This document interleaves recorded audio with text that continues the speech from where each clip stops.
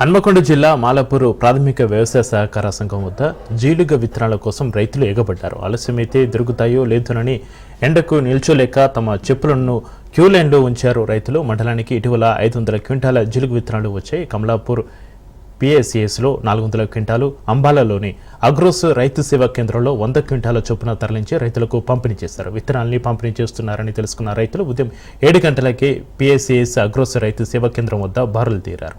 ఎండ తీవ్రతను భరించలేక క్యూలైన్లో చెప్పులను ఉంచారు. విత్తన పంపిణీ సమయంలో రైతులు క్యూలైన్లో చెప్పులు ఉంచి ఎగబడ్డాన్ని గమనించిన అధికారులు క్యూలైన్లో రావాలని చెప్పడంతో మళ్ళీ క్యూ కట్టారు రైతులు.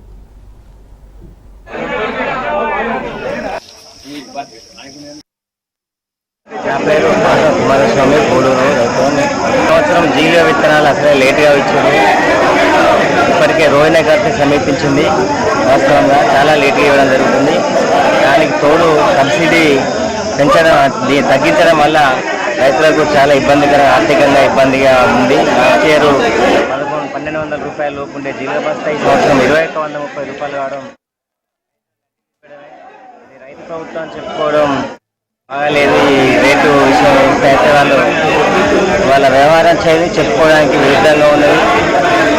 మరియు జీలుగ బస్తాల పంపిణీ కూడా పెద్ద ఎత్తున రైతులు చెప్పులు కనిపిస్తుంది.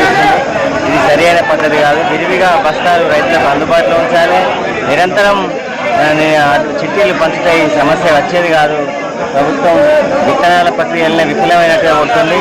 తప్పకుండా సరిదిద్దుకోవాలి. ఎరువుల విషయంలో కానీ ముంజాగ్రత్త పడి రైతులకు సకాలంలో విత్తనాలు, ఎరువులు అందించే ఏర్పాటు చేయాలని.